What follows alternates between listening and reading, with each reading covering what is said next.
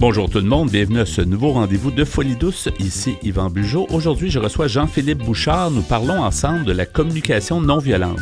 À l'espresso et à l'espresso allongé, Pierre Laporte amène son sujet, les émotions refoulées. Notre collaboratrice Catherine Stassin propose sa chronique, les bénéfices et inconvénients d'un vrai baiser. Bienvenue à Folie douce.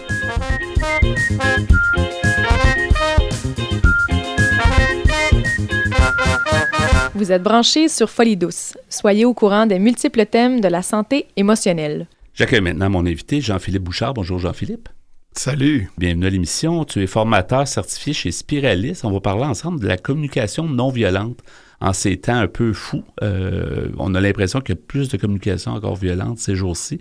On va faire le point là-dessus, mais d'abord, j'aimerais que tu me présentes, que tu te présentes toi, mais que tu me présentes aussi Spiralis. Qu'est-ce que c'est?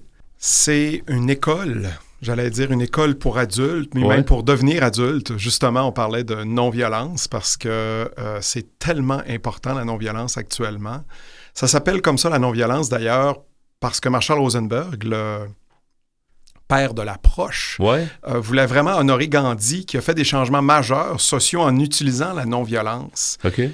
Mais souvent, quand on parle de non-violence, on a tendance à penser à de la violence même physique. Mais on a beaucoup de violence verbale aussi. On le vit, la violence écrite même beaucoup. Dans les médias sociaux, les réseaux sociaux. Ouais. Et nous, notre école, en fait, ça fait 17 ans qu'on existe et vraiment, moi, je dis que notre mission, c'est d'amener plus d'authenticité et plus de bienveillance dans le monde en développant vraiment des compétences de communication. Donc, ça se veut quelque chose de très concret, malgré l'aspect philosophique de la chose, très concret, de développer des compétences d'être capable de s'exprimer correctement, de mettre ses limites, de dire ce qu'on veut pas, de nommer nos besoins, de faire des demandes pour aller vers ce qu'on veut. Et l'autre partie de la compétence, c'est bien sûr l'écoute empathique, de savoir qu'est-ce que l'autre, nos partenaires, nos collègues. Oui, exactement. Nos partenaires de vie. Les membres de famille. Exactement. Un peu tout le monde. Ouais. Et donc, ce qui est le fun avec la CNV, donc communication non violente, on appelle ça la CNV, ça s'adresse vraiment à tout le monde qui veut améliorer ses communication avec les personnes importantes de leur vie. Oui, mais on parle donc de la formation de cette école Spiralis il y a 17 ans. Donc, 17 ans. Avant l'impact des réseaux sociaux, tu sais, on sort 17 ans, ça commençait peut-être, là. Oui. Mais qui et pourquoi avoir fondé cette école? Écoute, c'est une histoire d'amour. C'est une histoire d'amour. J'ai rencontré ma conjointe Valérie, qui est cofondatrice de Spiralis. Okay. Et tous les deux, on s'est rencontrés dans un atelier de CNV. Et tous les deux, on était à la recherche d'amener vraiment cet aspect-là de la bienveillance, autant dans les couples, dans les familles que dans les organisations. Et on a réuni nos efforts pour offrir des ateliers, du coaching, qui permettent de développer ces aspects-là. Donc, l'histoire est aussi simple que ça et aussi, en fait, ça a un but très, très altruiste et très bon. Là. Oui, c'est vraiment altruiste. Ouais. Et en même temps, un des défis, c'est que de parler de bienveillance puis d'authenticité, c'est une chose. Il y a beaucoup de philosophes, même de vieille sagesse qui parlent de ça, mais de l'appliquer dans son propre couple, ce qui était notre cas. On disait, OK, on va l'appliquer pour vrai, pas juste pour l'enseigner. On ne sera pas des cordonniers mal chaussés. Exactement, c'est un beau défi. Puis même, c'est un projet aussi entrepreneurial, Spiralis. Donc, on est une petite équipe de 8 personnes. On a une dizaine de formateurs qui travaillent avec nous. Comment on est capable d'appliquer ça aussi à un modèle d'affaires qui fonctionne, qui est porteur, et on est très fiers de fêter nos 17 ans. Oui, c'est bravo, c'est excellent. Est-ce qu'on peut expliquer ce que c'est la communication non violente? On a une bonne idée, là, mais comment on peut expliquer ça assez facilement? J'imagine que vous êtes habitué de le faire, là. Oui, absolument. La communication non violente, on peut regarder, il y a un aspect philosophique, il y a un aspect relationnel, puis il y a un aspect très pragmatique à ça.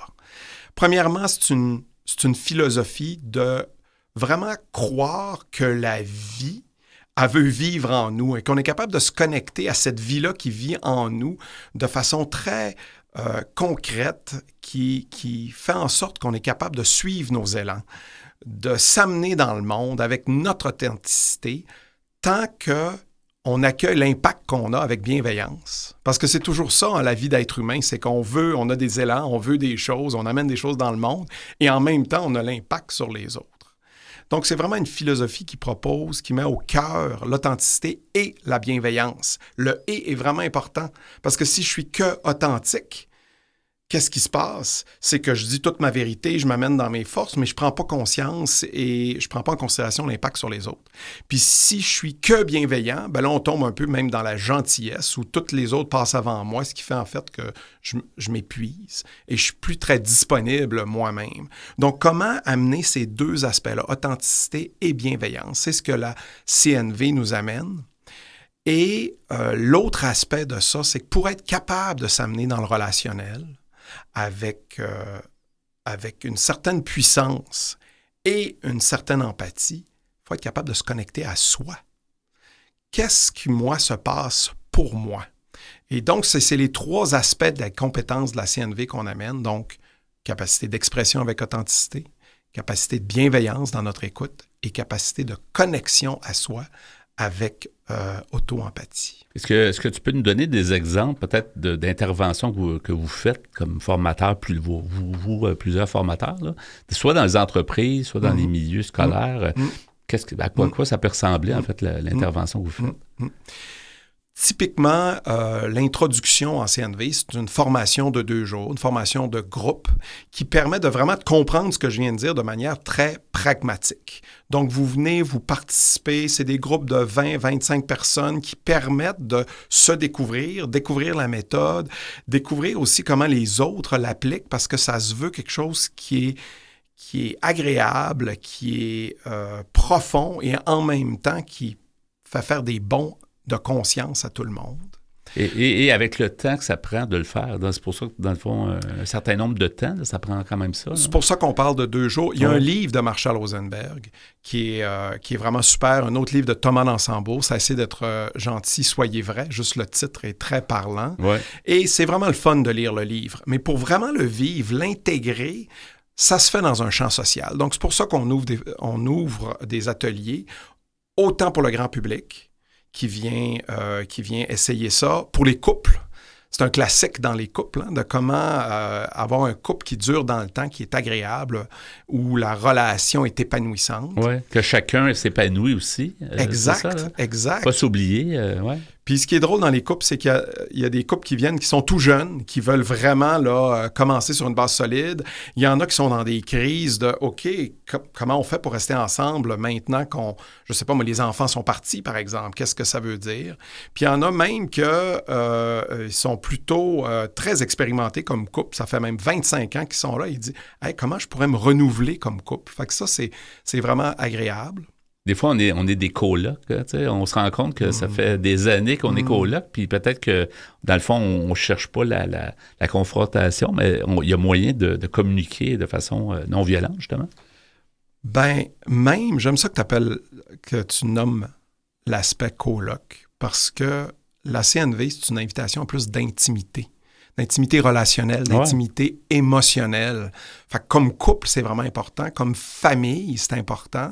Puis même, j'ajouterais que dans les équipes de travail, c'est important pour être capable de générer de l'engagement, surtout à l'ère où on travaille de la maison souvent, beaucoup et souvent. Ouais. Comment on crée de l'engagement? Parce que l'engagement, c'est une qualité de cœur. C'est pas vrai qu'on travaille que pour avoir un chèque de paye. On travaille aussi. Puis, c'est un milieu de vie. Là. Ben oui, exact. Puis, on côtoie des gens, on ne veut pas que ça soit désagréable. Exact. Les gens vont souvent même, je pense, refuser un emploi plus payant s'ils sont plus heureux dans un emploi où, justement, ils communiquent mieux. Là. Exactement. Ouais. Et ça nous amène à l'autre aspect qu'on fait beaucoup à Spiralis, c'est la gestion de conflits, où quand ça va moins bien dans les équipes de travail, dans le couple, dans les familles, comment on peut faire pour garder cette bienveillance-là, même s'il y a des désaccords, même si on vit de la colère, même si on voudrait prendre des directions qui ne sont pas tout à fait les mêmes, comment on peut se parler pour qu'on se comprenne les uns et les autres? Oui, c'est pas facile, spécialement dans nos années. On en parlait tantôt, plutôt dans l'entretien avec les réseaux sociaux. Tout ça, on a l'impression que les gens ont perdu une notion d'empathie, ou en tout cas de savoir-vivre, puis je ne sais pas ce qui s'est passé, mais on a l'impression qu'on a régressé au niveau de la communication. T'sais, on était mieux, je dirais, il y a 30 ans à ce niveau-là. Puis est-ce que des fois, tu réfléchis à la situation actuelle? Comment tu la vois? Oui. Puis t'entends un peu dans ma voix le petit découragement des fois qui arrive. Et en même temps, je te dirais, ça amène des gens à dire « Hey, moi, je veux faire autrement. » Ouais. Parce que ce qui se passe, entre autres à cause de la distance que le clavier permet, entre autres dans les médias sociaux, il n'y a comme pas d'impact. Tu disais une perte d'empathie. Je pense que là, je te parle, je suis en face de toi, je ressens. On voit les réactions, oui. C'est ça. Et c'est plus dur de t'insulter sans être moi-même impacté par même l'insulte que je te donne. C'est sûr. C'est vrai, c'est peut-être une cause. La distance fait que tu as l'impression que c'est virtuel, tu sais. Oui. Mais tu t'adresses quand même à une vraie personne. Oui, l'autre côté. exact. C'est ça? Exactement. Et le fameux retour à soi, c'est-à-dire de « Wow, qu'est-ce que je vis si je ne suis pas d'accord avec cette personne-là, qui a une opinion opposée à moi? Ouais. Est-ce que l'opinion opposée me menace moi? Est-ce que... » Puis c'est ça la grosse question de la communication non violente, c'est qu'est-ce que ça me fait à moi? Qu'est-ce que je vis par rapport à ça? Qu'est-ce qui est heurté dans le fait que tu aies une opinion qui est différente? Et deux, je peux-tu m'intéresser à « Wow, cette opinion-là, elle vient d'où pour toi, Yvan? Qu'est-ce qui se passe? » Et de vraiment m'intéresser à l'autre. Donc, cette capacité-là de questionner juste ce qui est dit puis de regarder en dessous de simplement les comportements et les paroles, c'est une des habiletés importantes qu'on apprend en CNV. Les gens ne savent peut-être pas quel ton adopter. Tu sais, des fois, tu n'es pas d'accord avec quelqu'un. Comment t'exprimes ça? Sans choquer la personne, sans en mettre trop, sans... Tu sais, en étant clair, mais en étant quand même correct là, dans sa façon de faire. C'est pas évident. Et c'est là que la CNV a une grande force. C'est un outil très pragmatique.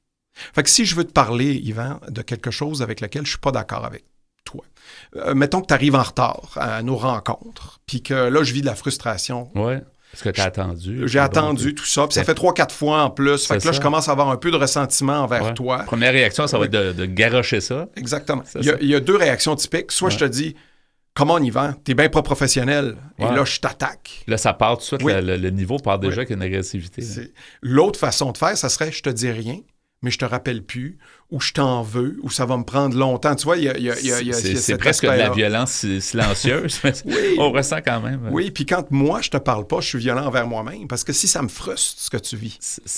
Exact. Fait que si je veux te dire ça, comment je peux te le dire de façon non violente? C'est que je vais te parler, en fait, à partir de moi, je vais prendre responsabilité. Écoute, Yvan, ça fait 3-4 fois qu'on a des rencontres, puis tu arrives 10 minutes après l'heure qu'on s'est fixé. Ouais. Je veux dire que moi, là, ça me décourage un peu. J'ai tellement... mon temps est tellement précieux. Puis je veux vraiment avoir de l'efficacité puis même de la collaboration avec toi. Puis là, ça fait pas ça. Est-ce que tu serais d'accord d'ouvrir... Qu'est-ce qui se passe pour toi que tu arrives 10 minutes en retard? Puis peut-être, qu'est-ce qu'on pourrait faire pour que ça arrive plus? Oui, effectivement. Fait que si je te dis ça comme ça... Déjà, ça part mieux. Là. Oui, tu as envie peut-être de répondre, il y a une explication qu'il va y avoir là. Je t'attaque pas, je te parle de l'impact sur moi. C'est ça. Et ça, c'est un aspect vraiment important pour parler de nos inconforts, nos colères, nos ennuis, nos heures même dans les relations qui sont inévitables. Il faut apprendre à mieux communiquer. C'est presque tout le temps qu'on a déjà. Ça passe énormément vite. Comment on peut en savoir plus sur Spiralis? Peut-être les coordonnées? Absolument. Spiralis.ca. Simplement, on donne des formations publiques, donc vous pouvez aller voir le calendrier, on donne des introductions de 2 jours, on a un programme d'1 année qui permet de vraiment l'intégrer, ça c'est 7 week-ends, on a même une 2e année, on a un atelier pour les couples et il y a quelques formations qu'on peut faire en ligne où on fait simplement acheter et on peut les suivre à notre rythme. Bien, c'est super. Merci beaucoup, Jean-Philippe Bouchard, d'avoir été des nôtres. Et puis, tu es formateur certifié chez Spiralis et on a parlé de communication non violente. C'était fort agréable et très instructif. À la prochaine. Merci. Merci beaucoup, Yvan. Au revoir. Au revoir. Notre site Web est la porte d'entrée vers tous nos contenus et réseaux sociaux. Branchez-vous sur antenne.qc.ca. antenne.qc.ca. Bonjour Pierre Laporte. Salut Yvan. Alors aujourd'hui, ton sujet, les émotions refoulées. Oui, les émotions refoulées. Et on en a tous des émotions qu'on doit refouler. En fait, on est presque obligé, sinon carrément obligé de refouler notre colère ou... oui, parce que ça peut occasionner toutes sortes de circonstances fâcheuses. D'autres émotions aussi que c'est préférable de refouler, comme la peur, par exemple. On veut pas inquiéter nos proches, avec toutes sortes de choses. Alors, cette semaine, je me suis inspiré de 2 articles. Le premier article que j'ai trouvé sur Internet, ça s'appelle « Ne pas exprimer ses émotions, quelles conséquences ?» Et j'ai pris ça sur le site Santé Magazine, un site français. Un article écrit par une dame du nom de Mathilde Pujol, qui est journaliste. Et cette dame Pujol nous dit « Nous avons trop tendance à considérer nos émotions comme des signes de faiblesse qui doivent être réprimés. Pourtant, ces réactions de l'organisme sont essentielles et notre anxiété cache souvent une mauvaise gestion des sentiments. Apprendre à identifier et à exprimer nos émotions permet de prendre soin de sa santé mentale et physique. Dans notre société où la pression pour réussir et les défis émotionnels se succèdent, nous avons à notre disposition de nombreux outils pour bloquer et éviter nos émotions. Par exemple, l'alcool et la drogue et les médicaments en font partie. Or, ce réflexe est mauvais pour la santé physique et mentale, nous rappelle l'experte et psychothérapeute Mme Hilary Jacobs-Hendel. Les émotions sont des réactions tant physiologiques que psychologiques face à une situation perturbante ou à une difficulté. Elle provoque chez l'individu des sensations et manifestations physiques comme des mouvements de fuite, une accélération du rythme cardiaque, une boule dans l'estomac, des tensions physiques, des éclats de rire, des larmes et parfois des crises d'asthme, etc. Tout ceci témoigne de puissantes sensations intérieures. Les émotions sont la vie, nous dit cette Madame Pujol. C'est presque une banalité de le dire. Les principales sont la joie, la tristesse, le désir, la peur, le dégoût, la colère et autres.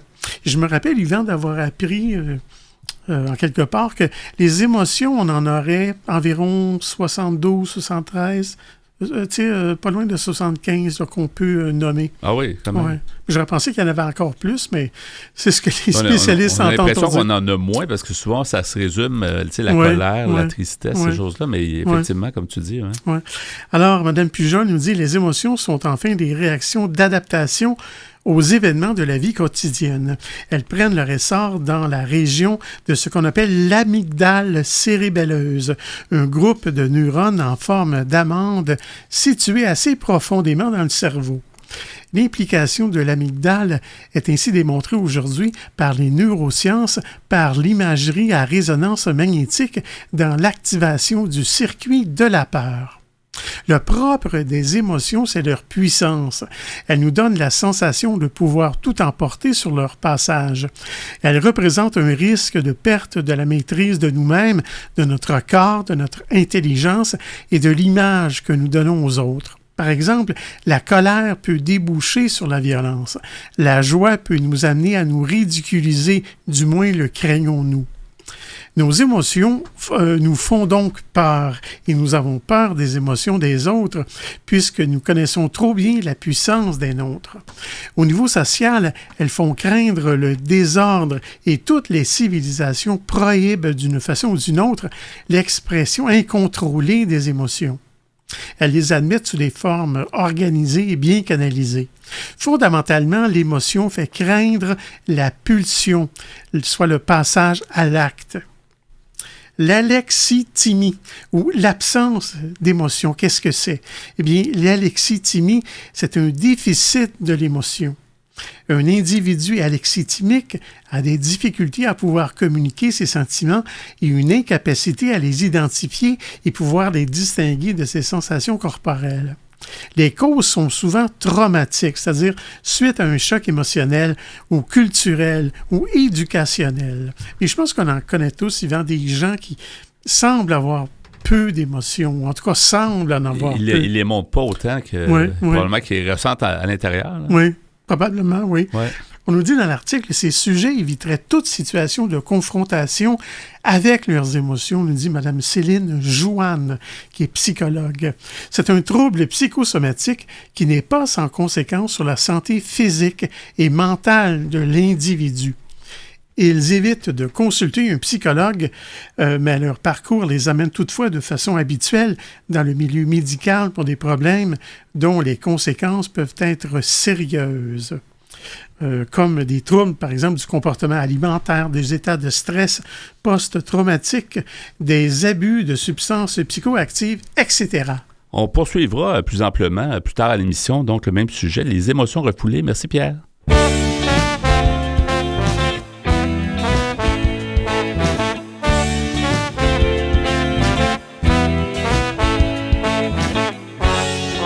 À venir dans cet épisode de Folie douce, notre chroniqueuse Catherine Stassin nous propose les bénéfices et inconvénients d'un vrai baiser. À l'espresso allongé, Pierre Laporte poursuit avec son sujet « Les émotions refoulées ».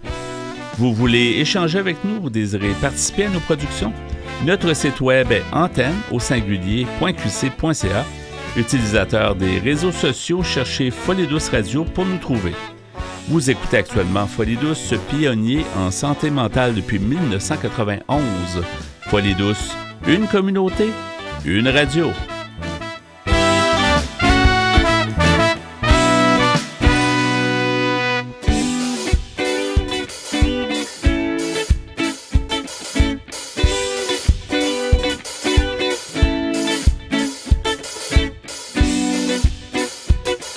Les meilleurs chroniqueurs en santé mentale s'expriment sur les ondes de Folie douce. Écoutons-les. C'est maintenant le moment d'accueillir Catherine Stassin. Bonjour Catherine. Bonjour Yvan. Une autre excellente chronique, je présume. Aujourd'hui, tu vas nous parler des bénéfices et des inconvénients d'un vrai baiser, ou en tout cas les bienfaits d'un baiser. C'est ça, les bienfaits et les inconvénients d'un French. Oui, par exemple. Ouais. Mais évidemment, quand on parle de French, on parle en général positivement, sauf si on a eu de mauvaises expériences. Ouais, tout le monde en a. Mais en général, on pense positivement, ça a des effets bénéfiques, même si on n'y pense pas comme ça. Ouais. Mais scientifiquement, ça a des effets bénéfiques. Et ça touche 3 zones, on va dire. D'abord, l'estime de soi, parce qu'on se sent plus aimé encore que d'habitude. Et on est confiant après un bon French. Et du coup, on est beaucoup mieux, on est moins stressé, si on va au boulot, après, on a plein d'énergie pour le boulot, on est plus productif, donc c'est assez positif pour l'estime de soi. La vie est plus belle. La vie est belle après un mais tu me dis, ça a été prouvé scientifiquement, donc il y a eu des volontaires, j'imagine. Il y a eu des volontaires. Mais c'était pas en labo 1, 2, 3, Frenchez-vous. Non, c'est ça. En fait, je vais vous raconter que c'est plutôt une étude sur des gens qui ont été nouvellement conjoints, mariés ou conjoints, et on a testé leurs 6 premiers mois après 6 mois de cohabitation. Okay. Et de là, on a vu ce qui se passait. Évidemment, je vous parle des effets bénéfiques, là, comme l'estime de soi, ça nous rend plus heureux aussi de manière générale. Pourquoi ? Parce qu'on a un shoot de, si je puis me permettre, d'endorphine, de dopamine, d'ocytocine, toutes ces bonnes petites choses. Toutes ces drogues naturelles. Toutes ces drogues naturelles qui nous aident à nous sentir mieux, comme après une bonne balade ou d'autres choses agréables. Donc, ça nous aide aussi à lutter contre la douleur, toutes ces hormones, et à se sentir mieux. Une autre chose scientifique dans les bénéfices, parce qu'après j'arrive à l'inconvénient. Alors, le bénéfice, ça c'est plus scientifique et c'est moins ragoûtant, c'est-à-dire que ça peut aider à combattre les caries en French. Pourquoi ? Parce que quand il y a échange de salive, il y a plus de salive et la salive est un antiseptique naturel et vrai. Aide à déloger la plaque. Ouais, fait que... Donc, raison de plus pour... vu comme ça, c'est un délogeur de caries. Ben oui, c'est voilà, ça, aussi.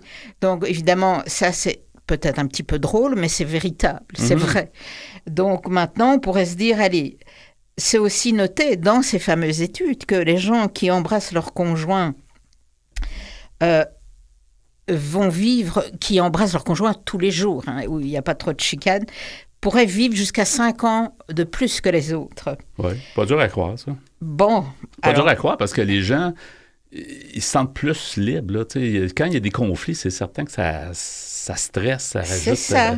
Et puis, c'est un bon moment avant de partir au travail ou avant de partir pour commencer une journée pour autre chose. Ça aide, ça vous déstresse.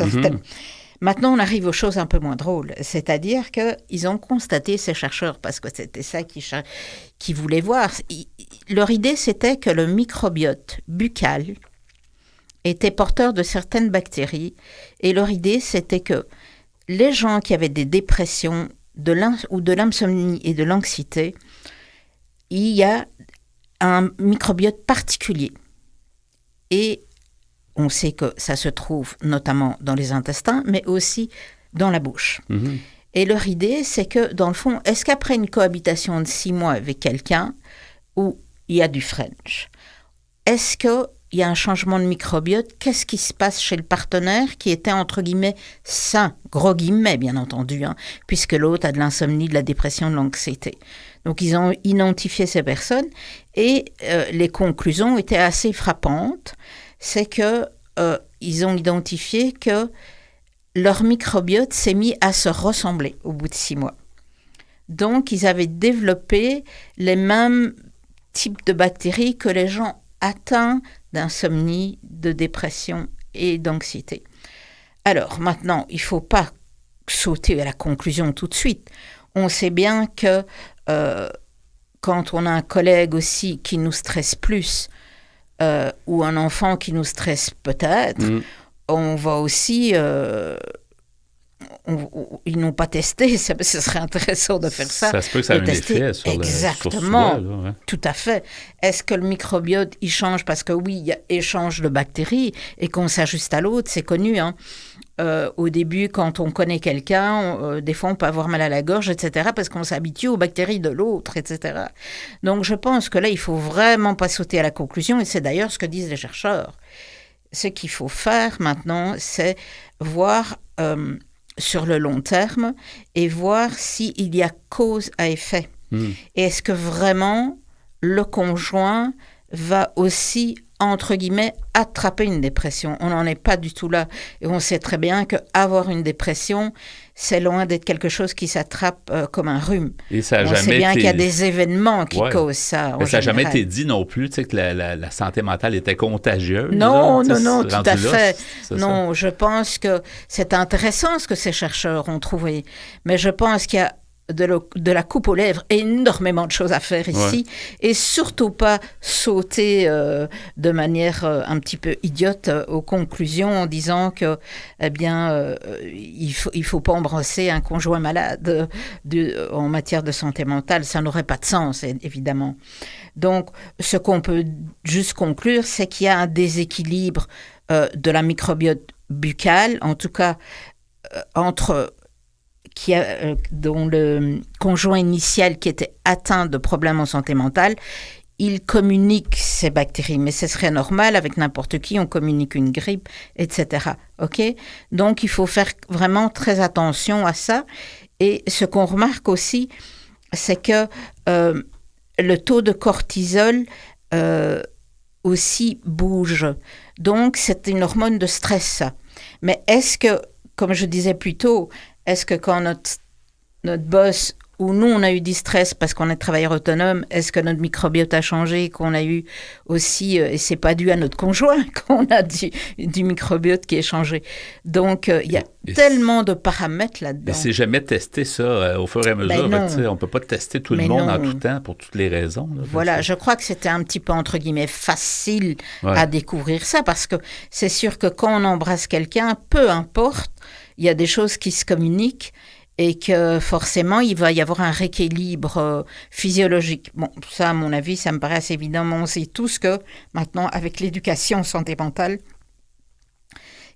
qu'une maladie comme la schizophrénie ou le trouble bipolaire, il y a des origines qui ne sont pas de type microbiotique, en tout cas pas uniquement certainement, mais on parle ici vraiment de problèmes de production de substances dans le cerveau, etc.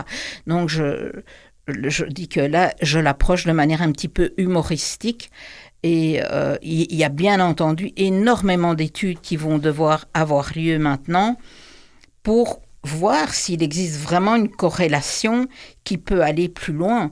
Et là, ce serait intéressant parce que pour soigner les personnes, ça voudrait dire que ce serait tellement facile via le microbiote d'aller peut-être communiquer certaines bactéries pour améliorer la situation ou des antibactéries, des anticorps ou autre chose. C'est possible qu'il y ait des effets.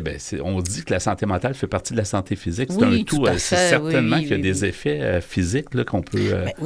on peut modifier, puis peut-être ça peut améliorer. C'est pour ça que c'est un tout, là. On dit faut quand même s'occuper de soi, d'être plus heureux, d'être en plus d'avoir peut-être de la médication des fois, psychothérapie, etc. Là. Mais oui, et je pense que la COVID n'est pas tellement loin, et c'est sûr qu'on attrapait facilement la COVID d'un conjoint, mais on ne sait pas peut-être aussi que le fait de développer des anticorps, il y a eu des choses positives aussi à ce niveau-là.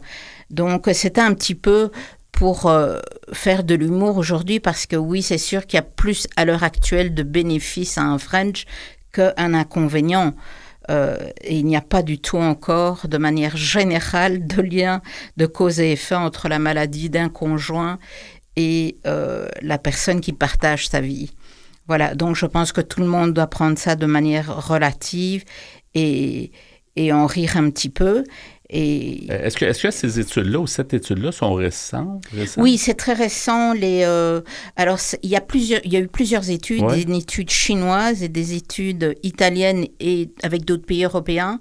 Ils ont constaté tous la même chose. Hein. Donc, oui, en effet, il y a une variation des bactéries buccales et il y a un ajustement et qui va ressembler au microbiote buccal du conjoint qui est malade d'insomnie, de dépression, etc. Ouais. Mais au départ, on voulait sûrement prouver qu'il y avait un bienfait à avoir un baiser avec quelqu'un d'autre. Je ne sais pas. Je crois qu'ils cherchaient vraiment à travailler sur le microbiote parce que et à prouver quelque chose parce qu'ils se sont attachés vraiment au microbiote buccal. Et en même temps, ce qu'ils ne disent pas, c'est que quand on partage la vie de quelqu'un qui a de l'insomnie et qui n'est pas bien, à un moment donné, on dort mal aussi. Donc, c'est normal qu'on dorme mal et que notre microbiote change. Et ce n'est pas juste la question de partager le French. Il peut peut-être avoir du mimétisme jusqu'à un certain point. Des fois, on devient de la fatigue, de supporter l'autre. Les deux deviennent un, presque. Fait qu'on vit un peu les mêmes choses. Puis on s'inquiète pour l'autre. On peut développer de l'anxiété parce que lui a développé de l'anxiété et que peut-être nous aussi, on a un fond où on peut développer d'anxiété ou peut-être pas. Donc, je crois qu'il y a tellement de choses à vérifier avant. Et je crois que c'est juste une petite étape qui vérifie juste le microbiote buccal, mais qui ne prouve absolument rien en termes de causalité. Et il faut s'arrêter juste à ça, parce qu'on voit que juste en parlant entre kidam, ici, on peut donner des contre-exemples qui diraient, oui, mais ça peut être un état de fatigue provoqué par la fatigue de l'autre, ça peut être de l'inquiétude pour l'autre. Et c'est comme ça que, comme tu dis, il y a une sorte de mimétisme. Mais moi, je ne crois pas du tout qu'une maladie mentale, mais ça c'est un point de vue personnel, soit contagieuse entre guillemets. Peut-être que oui, il y a un changement de microbiote, mais je crois qu'il y a un fond à la maladie mentale, ou que ce soit créé par un traumatisme ou un problème d'équilibre chimique dans le cerveau. C'est drôlement autre chose que de partager un French et de changer le microbiote buccal. Donc, il faut quand même être sérieux jusqu'au bout et dire qu'on va attendre d'autres études qui vont prendre des années et qui vont chaque fois s'arrêter sur une petite chose. Et évidemment, dans des circonstances d'études, pas dans des circonstances, c'est impossible en temps réel et en milieu réel de voir ce qui se passe. Donc là, il s'agit toujours d'études. Est-ce que dans les liens que tu nous as fournis, est-ce qu'on a accès à oui, tout à fait. Vous avez accès à l'étude chinoise et à l'étude européenne dans les articles que j'ai mis en ligne. OK.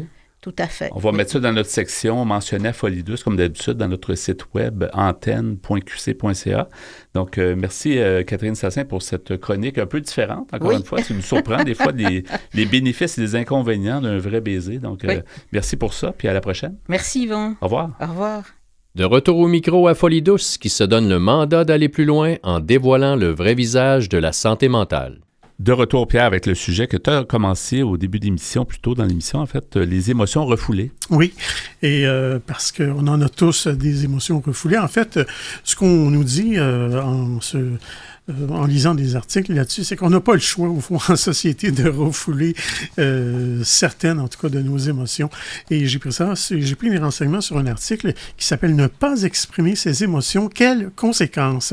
Sur le site Santé Magazine, un site français, c'est écrit par une dame du nom de Mathilde Pujol. Alors, cette Madame Pujol nous dit Les émotions sont vouées à l'expression et non au refoulement.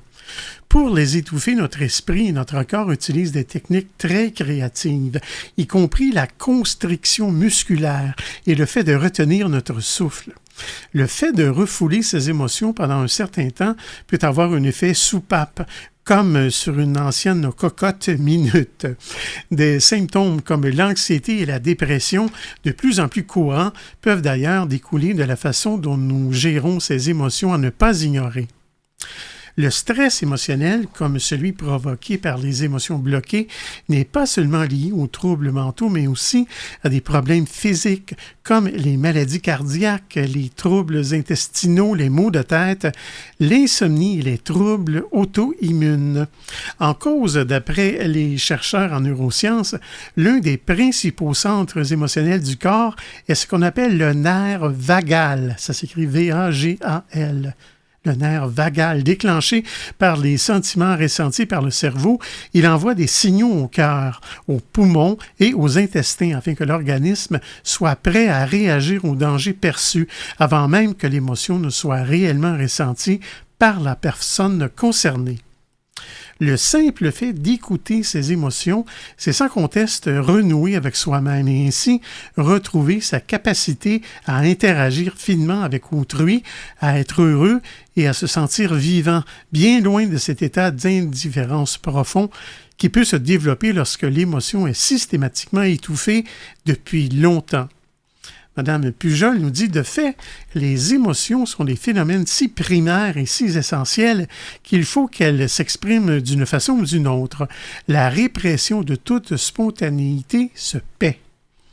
En étouffant nos émotions, en bâillonnant les mots, nous ne leur laissons pour issue que le langage du corps et plus précisément de la maladie, soit les maladies psychosomatiques au niveau physique ou encore les phobies. C'est la même chose avec des émotions négatives, telles que la peine et le chagrin ou encore la colère, qui peuvent avoir des conséquences nocives et entraîner le développement de maladies. Il existe heureusement une solution à l'incapacité d'exprimer ses émotions, soit apprendre à les reconnaître pour reprendre le contrôle sur son esprit et son organisme. Or, aucune école ne propose d'éducation émotionnelle et ces différents types de psychothérapie reposent sur l'analyse des sentiments pour guérir les souffrances physiques et ôter le poids des émotions non exprimées. Elles ne font pas encore partie des thérapies les plus courantes, mais sont pourtant une solution pour se libérer une fois pour toutes de ce frein. Dans le milieu scolaire, ce ne serait pas une mauvaise chose qu'on passe de temps en temps, peut-être une fois de temps en temps, tu sais, un atelier. Non, mais un atelier sur les émotions, pour que les gens comprennent. Oui. Je pense que c'est quelque chose qui est encore difficile à gérer pour la plupart des gens. Là. Mais je sais que depuis déjà plusieurs années, il y a des endroits où on peut aller. Je ne sais pas si ça existe encore. Et on nous fournit une grosse masse, là. Ouais. C'est mieux d'être fort, c'est sûr. Puis là, on peut frapper sur des automobiles. Non, ça c'est, mettons, c'est pour sortir les émotions fortes. Mais oui, la colère. Toutes sortes d'émotions, des fois, on a de la misère à se sortir, des fois un peu tout croche, puis ça donne, tu sais, du psychosomatique, comme tu dis. Alors, ça serait peut-être bénéfique d'avoir ça. Oui. La psychothérapeute Hilary Jacobs Handel déclare « Mes clients ont tendance à éviter les émotions douloureuses ou conflictuelles dans leur vie, tout comme la plupart d'entre nous, parce que c'est ce qu'on nous a enseigné. Mais pour guérir l'esprit, nous avons besoin d'expérimenter les émotions qui accompagnent nos histoires, et celles-ci se situent dans le corps. En apprenant à identifier et à travailler avec les émotions fondamentales qui se cachent sous notre anxiété, nous pouvons réussir à prendre soin de notre esprit et de notre corps dans les situations de stress ou les périodes difficiles. Finalement, Mme Pujol nous dit « Les activités artistiques telles que la peinture, la musique, le chant, l'écriture et les loisirs créatifs sont une alternative efficace, à la fois intellectuelle et corporelle, pour exprimer ses émotions. » Alors, dans un autre article qui s'appelle « 5 trucs pour exprimer et gérer tes émotions ». C'est un texte d'une dame du nom de Lina Ekenast, qui est journaliste. J'ai pris ça sur le site Radio-Canada. Alors, cette dame nous dit Premièrement, vis tes émotions. Ça peut paraître évident, mais exprimer tes émotions, ça soulage et ça fait du bien. Si tu gardes tout en dedans, tes frustrations risquent de s'accumuler et de sortir de manière explosive. Mais la question, c'est à qui tu en parles? C'est pas tout le monde qui est prêt à écouter. Ouais, peut-être si c'est un animal, un chien. Peut-être ça fait du bien quand même. Des poissons rouges, je sais pas. Faut que tu le dises à quelqu'un ou à quelque chose. Oui, alors, deuxièmement, fais-le à ta manière. Tout le monde vit ses émotions différemment. Être émotif ne veut pas nécessairement dire pleurer. Si tu te sens en colère, par exemple, tu peux crier dans un coussin ou aller courir ou écouter de la musique. Toutes les manières de sortir le méchant sont bonnes, pourvu que tu ne blesses personne. Troisièmement, comprends d'où elles viennent. Tu ressens des émotions pour une raison. Ton corps et ta tête sont en train de te dire quelque chose. Essaie de prendre le temps de comprendre pourquoi cette émotion s'est présentée à toi. Ça pourrait t'aider à l'accepter. Quatrièmement, choisis ton équipe. C'est important de t'entourer de personnes en qui tu as confiance. Tu peux essayer de parler de tes émotions avec tes amis, même si vous ne l'avez jamais fait auparavant. Et cinquièmement, rappelle-toi que c'est temporaire. Les émotions finissent toujours par passer. Même si tu vis un moment désagréable, ces émotions ne te définissent pas. Et tu risques de voir passer une émotion positive plus vite que tu ne le penses. Et voilà. Merci beaucoup, Pierre, pour ce sujet. Les émotions refoulées. Vous souhaitez écouter l'émission Folie douce au moment qui vous convient le mieux? Branchez-vous sur notre site web pour accéder à notre canal radio sur YouTube. antenne.qc.ca antenne.qc.ca. Quelques instants avant de terminer cet épisode de Folie douce, Pierre, merci beaucoup pour ton travail en régie comme à chaque semaine. Bienvenue, mon cher. Merci aussi pour ton sujet que tu as abordé à l'espresso et à l'espresso allongé, les émotions refoulées. C'est très intéressant. Ouais. Notre invité en début d'épisode, c'était Jean-Philippe Bouchard et il nous a aidé à mieux comprendre la communication non violente. On avait également notre collaboratrice qui était avec nous cette semaine, Catherine Stassin. Son sujet, les bénéfices et inconvénients d'un vrai baiser. C'était donc Folie douce, c'est Yvan Bugeaud à l'animation. Bonne semaine à tous et à la prochaine. Au revoir.